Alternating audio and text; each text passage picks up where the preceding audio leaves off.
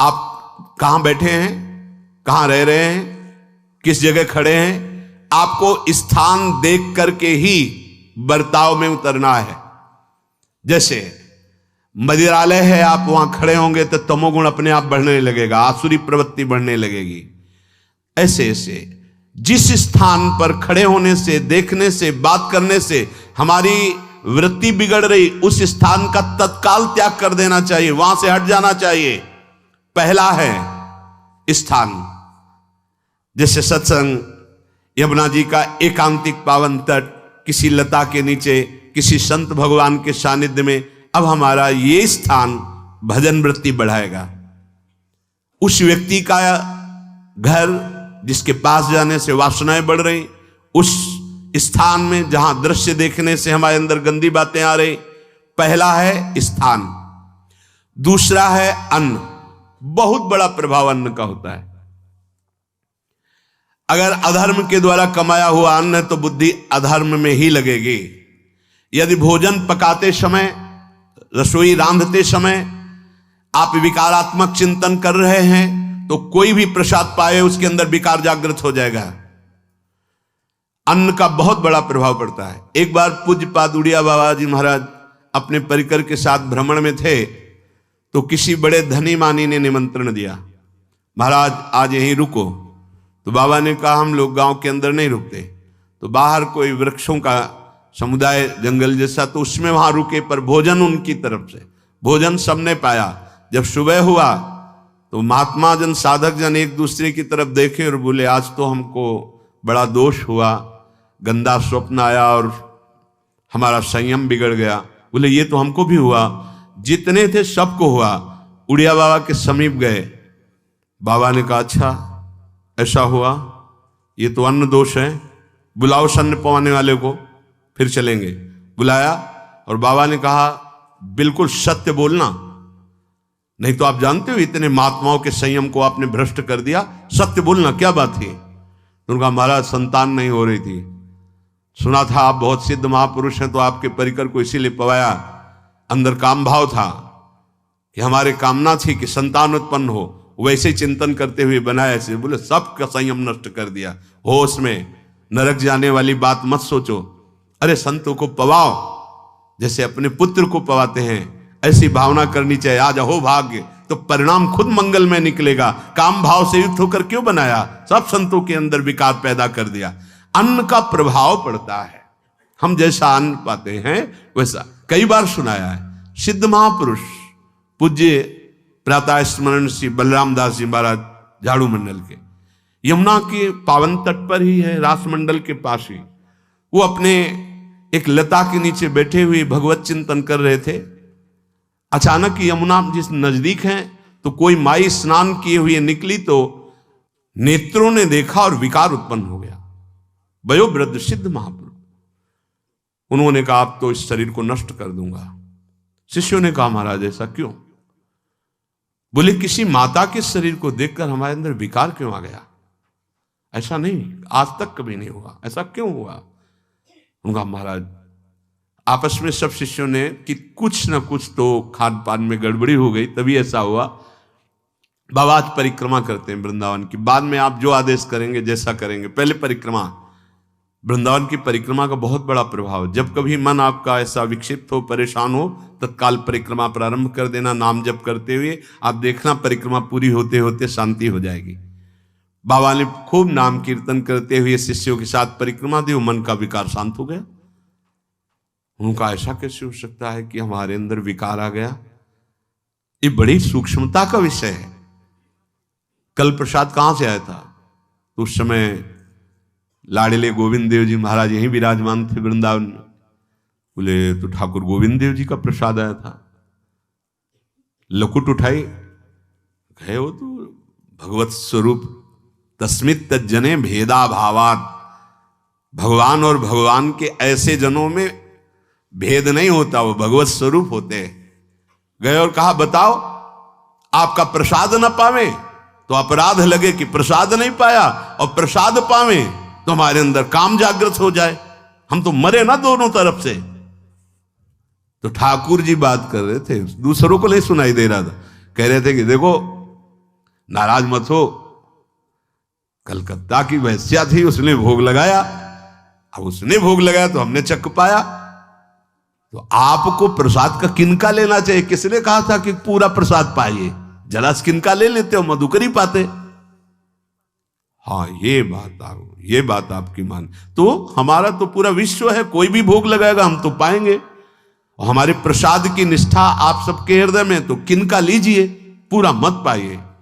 सोचिए, भगवद अर्पित प्रसाद और वृत्ति, भगवान ने आदेश किया किनका पाओ, माधुकरी मांग के खाओ।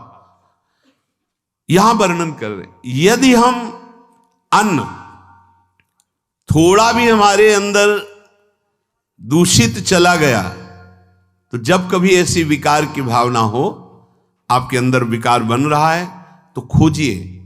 आपने कोई दृश्य देखा है, आपने किसी से बात की है, आपने कोई ऐसा संकल्प बनाया, नहीं, तो फिर भोजन दोष आ गया।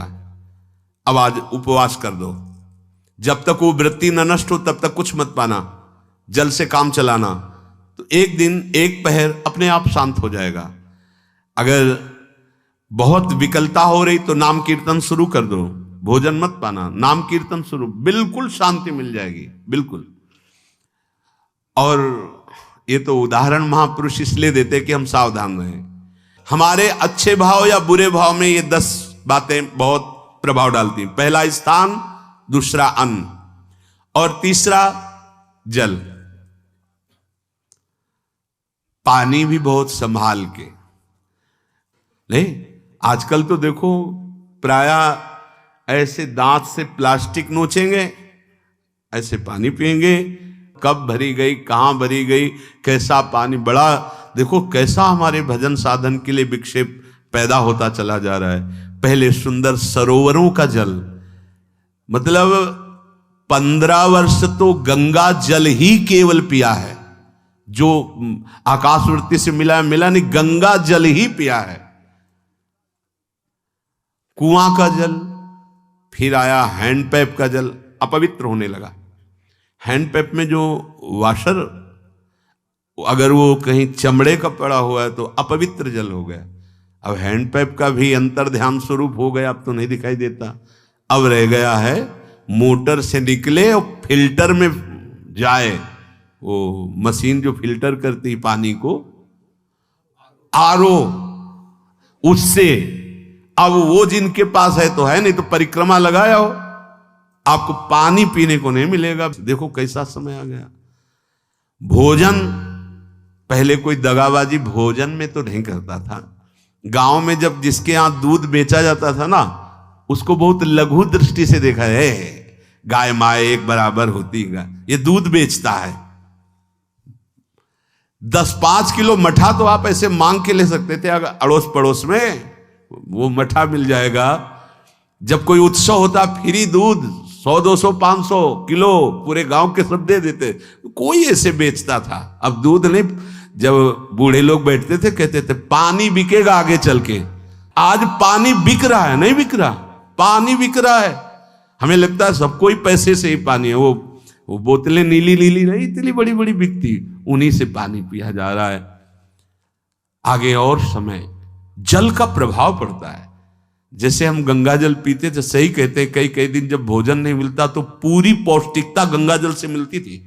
गंगा माता के जल से ऐसा लगता था मानो हम परम पावन अमृत पान कर रहे हैं, सारी पौष्टिकता मिलती थी। कुएं का जल अपने आप में पौष्टिकता से युक्त होता, जो हमें चाहिए। आज देखो जल की समस्या हो गई, पवित्र जल पीने के लिए हम तरस रहे हैं। कहां है जल, और कैसे मिलेगा जल? या तो आप पैसे वाले हो तो आप खरीद करके पीजिए, नहीं तो अब वो जल नहीं रह गया कि कुएं से निकाला पी लिया या सरोवर से पी लिया, या कैसा दुर्भाग्य है। जल का बहुत बड़ा योग है साधना में। जैसे स्थान का तो परम पावन वृंदावन धाम, अन्न का तो अब हम भगवत प्रसाद पाते हैं, तो जल का बहुत बड़ा योग है। आज दूषित होता चला जा रहा है, क्योंकि अब हाथ की बात नहीं रह गई है कि आप सुंदर कुआं से जल लें या सरोवर से जल लें या आप नदी से जल लें। हाँ, स्वामी जी के लिए लिखा हुआ है कि रोज यमुना स्नान और रोज यमुना जल ही पान। हमारे वृंदावन के समस्त भगवत स्वरूपों का स्नान यमुना जल से ही होता था, हो रहा है और होता ही रहेगा। बिहारी जी के लिए आज भी कलश में भरकर यमुना जल ही जाता है। तो वो कपड़ा से ऐसे ढक के जब हम 2 बजे परिक्रमा देते थे तो एक महाभागवत है, वो किसी को छूते नहीं, दूर से कहते छूना मत, बिहारी जी के लिए जल जा रहा है स्नान के लिए बिहारी जी का। फिर चौथा है आपका परिकर, जहां पर रह रहे हैं वो समुदाय, चाहे परिवार हो या समुदाय, वो कैसा है, रजोगुणी है, तमोगुणी है, सतोगुणी है या त्रिगुणातीत भागवतिक है, उसका प्रभाव पड़ेगा। पांचवा है आपका पड़ोस, आसपास वाले घर, जैसा है वैसा प्रभाव पड़ेगा आपके ऊपर। पड़ोस निंदनीय है तो बंधन से युक्त होना पड़ेगा। लंका के पड़ोस में रहने के कारण अगाध महिमा वाले समुद्र को बांध दिया गया, रघुनाथ जी ने पुल बांधा और दंड देने के लिए तैयार हो गए थे सरकार, अग्निबाण संधान कर लिया था, पड़ोस के कारण ही तो ना, पड़ोसी रावण था, इसीलिए आस पड़ोस का बड़ा प्रभाव पड़ता है। फिर अगला है दृश्य, इस पे बहुत सावधानी की जरूरत है। ये मोबाइल भगवान चल गए हैं, बहुत विस्तार से चल गए हैं, अब कोई छोटा मोबाइल रखना नहीं चाहता, सब वो स्क्रीन वाला रखना चाहते, टच मोबाइल। दृश्य से बचो, बच्चों, जवानों, बूढ़ों, सबकी वृत्ति जो माया आकर्षित करती, जो दृश्य हम देखने के लिए अंदर से उल्लसित है, वो मोबाइल में सब है, चाहे भागवतिक और चाहे सांसारिक। तो भाई देख लो, गुण दोष में संसार है, अगर आप दोष ग्रहण करना चाहते हो तो दोष ले लो, गुण तो गुण। बहुत बहुत खतरनाक विषय है और बहुत लाभदायक विषय है। किसी संत की वाणी एक बार समझ में नहीं आई, अगर हम 10 बार सुने तो समझ में आ जाएगी, ये लाभदायक है। कभी कोई किसी से बात करनी, पहले जाए तो पोस्ट कार्ड चलते थे, एक कार्ड, वो 15 पैसे का इतना बड़ा वाला आता था, 25 पैसे का बंद वाला लिफाफे में आता था, नीले नीले कागज का 15 पैसे वाला कार्ड, उसमें चिट्ठी जाती थी महीनों में। कभी यहां 1 मिनट में अमेरिका से बात कर लो, कितनी बढ़िया बात हो गई। उसका दुरुपयोग ना करो। अब हमारी इतनी चंचल वृत्ति है कि दुरुपयोग करने के लिए उत्साह बढ़ जाता है। बोले अब सब काम हो गया है, अब एकांत सेवन कर रहे हैं, अंदर से सिटकिनी बंद और मोबाइल भगवान का संग शुरू। 2-4 मिनट सत्संग और अच्छे दृश्य देखे, फिर बगले में वहां सब होता है कि आप बस उसको ऑन कीजिए, फिर जो मनोरंजन शुरू होता है, फिर उपासक मिटिया मेट हो जाता है। ये बहुत सावधानी की बात कह रहे हैं। वैसे हमें लगता है यदि आपको इस बड़े कार्य वाले ना हो तो छोटा मोबाइल रखे तो अच्छा रहता है। तो इसलिए ये एक ऐसा कलयुग भगवान ने रचा है कि बचा पाना बड़ा मुश्किल है। इससे वृत्ति को बचाओ, जो बचा ले गया वो आगे साधना कर सकता है। बहुत सावधान बच्चों। हमें लगता है यदि आपका मन चंचल हो, आपके शासन में ना हो, तो स्क्रीन वाला मोबाइल अपने माता पिता को दे देना चाहिए। और हम कहते रखो, छोटा वाला रखो, कभी कोई आपत्ति विपत्ति या सूचना देनी हो, बढ़िया काम करता है। जरूरी नहीं है इतना बड़ा लेके चलना। हाँ, अगर आपको बहुत राजकीय विभाग के कार्य हैं तो बात अलग है कि कौन सी सामान कहाँ कैसे, तो वहां से वीडियो भेज रहा है, वो चेक कर रहा है, यस हाँ ठीक है अब चलाओ। अपने को क्या काम है? सत्संग अगर सुनना है तो सत्संग सुनने के अलग यंत्र आते हैं, चला दो उसमें, वो इतनी बड़ी लगती है उसमें चिप, पेन ड्राइव ऐसे लगा दो और सत्संग सुनो। जरूरी वो दृश्य वाला रखो। यहां कह रहे दृश्य, अगर गलत दृश्य देखा तो बावरे बन जाओगे और अच्छा दृश्य देखा तो भगवान के मार्ग के पथिक बनोगे। तो देखो, अच्छे दृश्य में भी दोष दर्शन की वृत्ति की गुंजाइश है। जैसे कोई लीला हो रही है, लीला के पात्र, जैसे हमारे ब्रजमंडल में रास लीला होती थी, ऐसे 12 वर्ष 13 वर्ष के लीला पात्र, सब नव किशोर, जहां भाव ही बने रोते रहो। अब वहां बड़े बड़े लीला पात्र हैं, अगर हमारी भावना शासन में नहीं है तो वहां हम अंग प्रत्यंग के दर्शन से हमारी हाव भाव वहां जो हो रहा है उससे हमारी वृत्तियां बिगड़ जाएं। जब छोटे छोटे लाडली लाल परस्पर खेलते हैं तो केवल आशीर्वाद देने को, रोने का मन होता है। अगर आप लीला भी देख रहे हैं तो बहुत सावधानी की जरूरत है, क्योंकि वो चिदानंद शरीर नहीं है, पांच भौतिक शरीरों, हमारी दृष्टि पंचभूत में लगी हुई है। नाम जप करो, लीला गायन करो, फिर देखो जो लीला है, यही जीवन का परम सुख मिलेगा। सच्ची मान लीजिए। बस हम बार बार ये कहते हैं, मोबाइल का सदुपयोग कीजिए, दुरुपयोग नहीं। मोबाइल बुरा नहीं, उसका प्रयोग बुरा है। दृश्य और साहित्य, वैसे ही मनोवृत्तियां फिसलने वाली हैं, और जब ये आ गया कि फिसलाने में कितना लाभ है तो ऐसा कोई साहित्य और आलोचना, ऐसी कोई वार्ता ना करे जिससे हमारे अंदर गंदे भाव आवे। यदि अच्छी चर्चा करते हैं तो अच्छे भाव आते हैं। देखो अभी ऐसी कोई भावुक चर्चा होने लगे तो सबका हृदय द्रवित हो जाएगा, और गंदी चर्चा हो तो हमारा हृदय विकार युक्त हो जाएगा। और कार्य, आप जो कार्य करते हैं उसका प्रभाव आपके मन के ऊपर पड़ता है।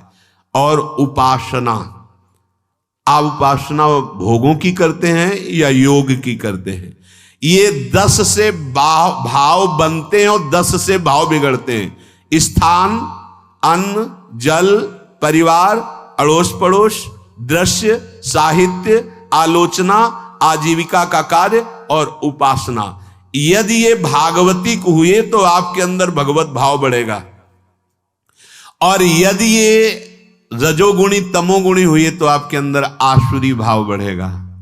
इन 10 से सावधानी पूर्वक व्यवहार होना चाहिए।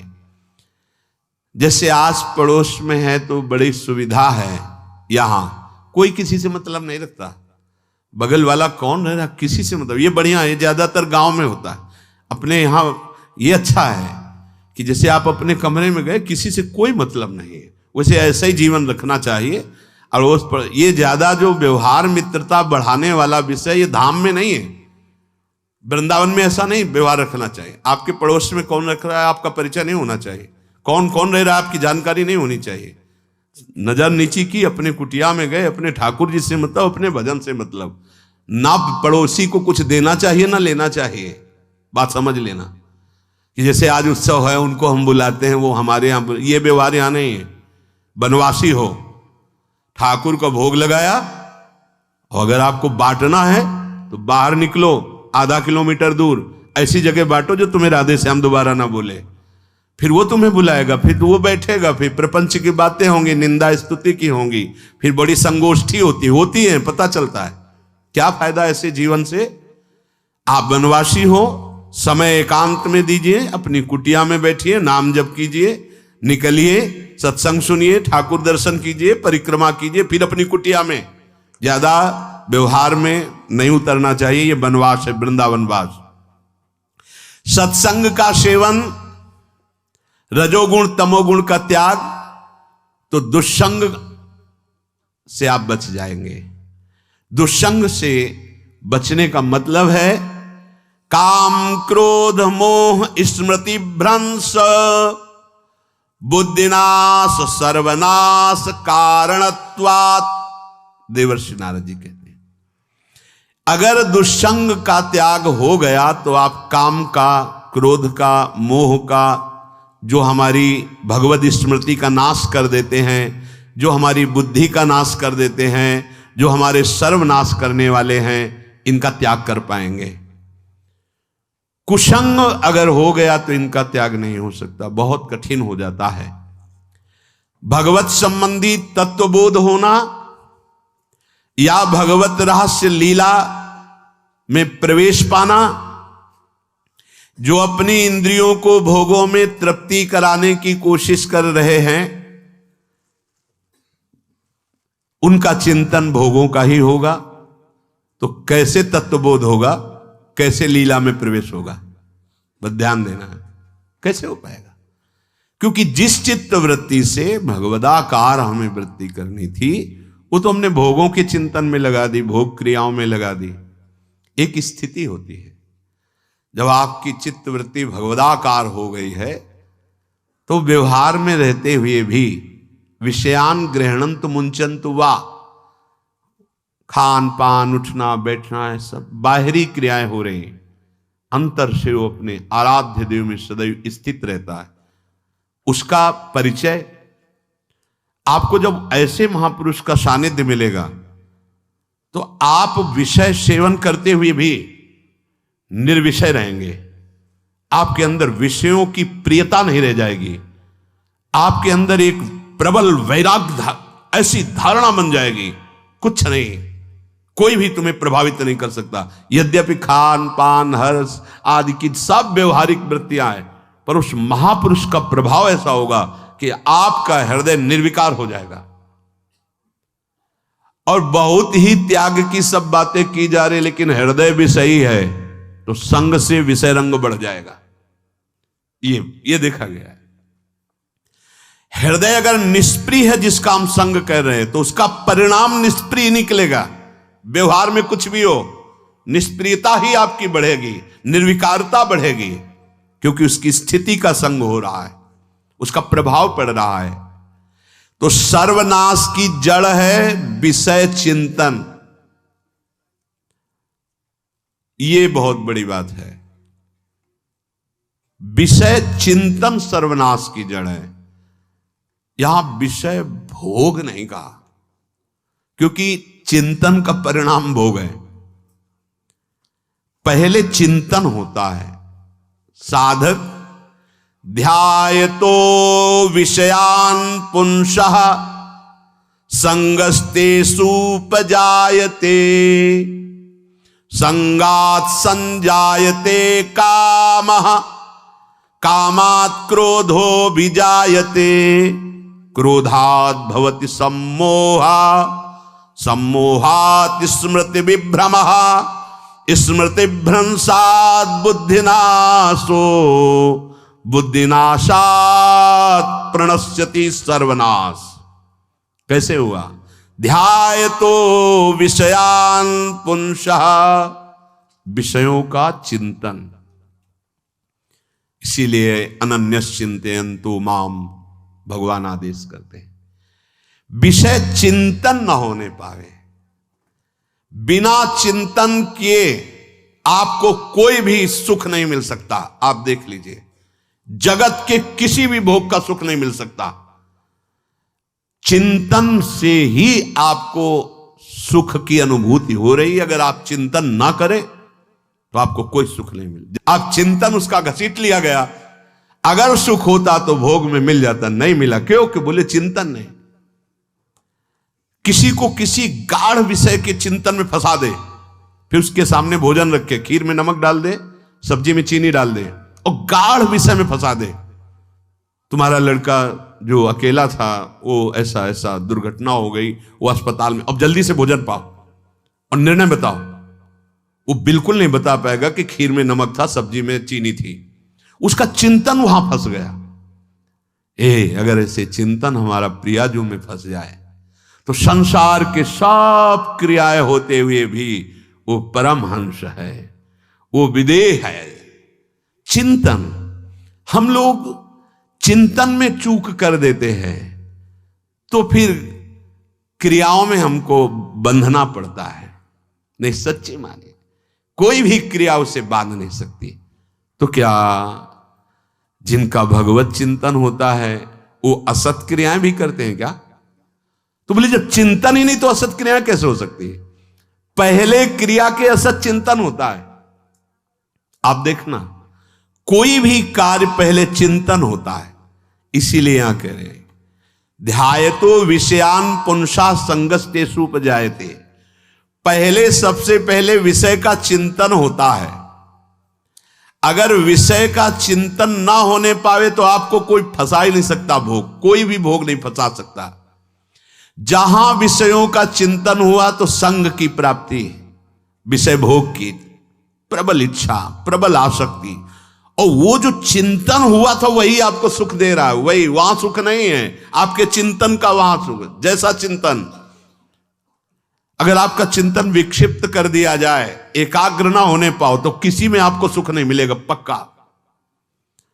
अगर वही चिंतन सावई मना कृष्ण पदार विंदे हो तो कोई सुख है। गोपी जनों के पति भी हैं, पुत्र भी हैं, पूरे परिवार की सेवा करती हैं, और बड़े बड़े परमहंस उनकी चरण रज वंदना करते हैं। क्यों? क्योंकि उनका चिंतन भगवान का हो रहा है। एक भी वृत्ति शरीर चिंतन में नहीं, बलिहारी है, मुरारी पादार्पित चित्त वृत्ति।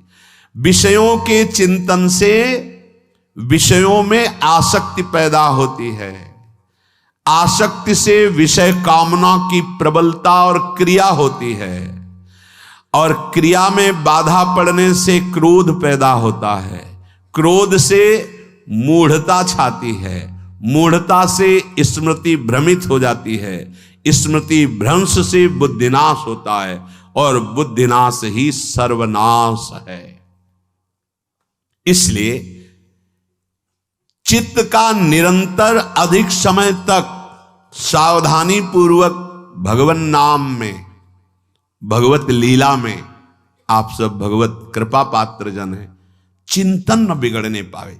होता क्या है कि क्रिया से तो हम सावधान है, समाज है, क्रिया से तो हम सावधान, क्योंकि समाज भी है, व्यवहार भी है सामने, लेकिन चिंतन तो कोई नहीं जान रहा ना, अंदर ही अंदर हम क्या चिंतन कर रहे हैं। तो साधक चूक कर बैठता है। देखो, बाहर चूक होगी तो उसका प्रायश्चित हो ही जाएगा, चार लोग निंदा करेंगे, पिटोगे, अपमानित होगे, प्रायश्चित। लेकिन अंदर जो हमारा गलत चिंतन हो रहा, पूरा का पूरा अंदर हृदय मलिन कर देगा, हमें उस बात का प्रायश्चित भी नहीं होगा, हमें जलन भी नहीं होगी कि हम गलत चिंतन कर रहे हैं, क्योंकि सावधान नहीं है। खास बात साधना में चिंतन संभालने की है। काम क्रोध मोह स्मृति भ्रंश बुद्धिनाश सर्वनाश कारणत्वात्, देवर्षि नारद जी कह रहे हैं। चित्त का जहां अधिक चिंतन होता है वही हमारी तन्मयता बन जाती है, वही हमारा स्वरूप होने लगता है। बोले बहुत कामी पुरुष है, बोले बहुत क्रोधी पुरुष है, बोले बहुत नीच पुरुष है, पूरा संबोधन होने लगा उसके लिए, क्योंकि वो उसी चिंतन से, वैसी क्रियाओं से, अरे बोले तो बड़े भगत हैं, भगवान के स्वरूप है साक्षात। जो हम अधिक चिंतन करते हैं वही क्रियान्वित होता है, जो क्रिया होती, चिंतन होती, वैसे हमारा स्वरूप बन जाता है, वैसे हमारी स्थिति हो जाती है। सांसारिक विषयों और विषयी पुरुषों का शरीर संग, वाणी संग, मन के द्वारा संग, ये आपके अंदर विषय चिंतन बढ़ा देगा, विषय क्रियाओं में लगा देगा। इसलिए बहुत सावधान। विषय में कोई ताकत नहीं है, विषयासक्ति दुर्गति कर देती है। एक बार देवर्षि नारद जी जनक जी से कहा कि आप विदेह राज कैसे हैं, पत्नी भी है, परिवार भी है, सब वैभव भी है, वो आप एक राजा होते हुए विदेह राज। उनका आज विश्राम कीजिए, कल सुबह चर्चा करेंगे। तो रात्रि में अपने शयन गृह में देवर्षि नारद जी को शयन कराया और अपनी अर्धांगिनी से कहा कि आप जाकर शयन कीजिए देवर्षि नारद जी के साथ, जो आज्ञा। अब वहां देवर्षि नारद जी के समीप जब नारद जी ने देखा कोई स्त्री, तो शकिल गए और शकिल गए। वो तो आज्ञा जैसी हुई थी, जब दीवाल मिली तो दीवाल की तरफ मुंह करके लेटे रहे। अर्धरात्रि में उठी और चली गई। देवर्षि नारद जी सुबह गए और कहा कि ये क्या मजाक था आपका, यदि आपको ऐसा ही व्यवहार करना था तो आप हमसे कह देते तो हम बाहर जाकर शयन करते, आपने ऐसा क्यों किया? क्या हुआ महाराज? जब हम वहां शयन कर रहे थे, कुछ रात्रि व्यतीत होने पर आपकी अर्धांगिनी आई और लेट गई सैया पे। उनको पता नहीं कि एक देव ऋषि के साथ ऐसा व्यवहार नहीं कर। फिर क्या हुआ महाराज? फिर हम और शकिलते गए, फिर दीवाल मिली तो उधर मुंह करके फिर सो गए। तो तुमने स्त्री को दीवाल नहीं समझा, दीवाल को दीवाल समझा। यही आप में और हम में फर्क है। आपके लिए जैसे दीवाल निश्चिंतता का कारण है, ऐसे ही हमारे लिए स्त्री होते हुए भी वो दीवाल की तरह ही है, किंचन मात्र विकार उत्पन्न नहीं कर सकती। यही अंतर है। इसी बात से हमको विदेहराज कहते हैं। ये स्थिति अब कह दे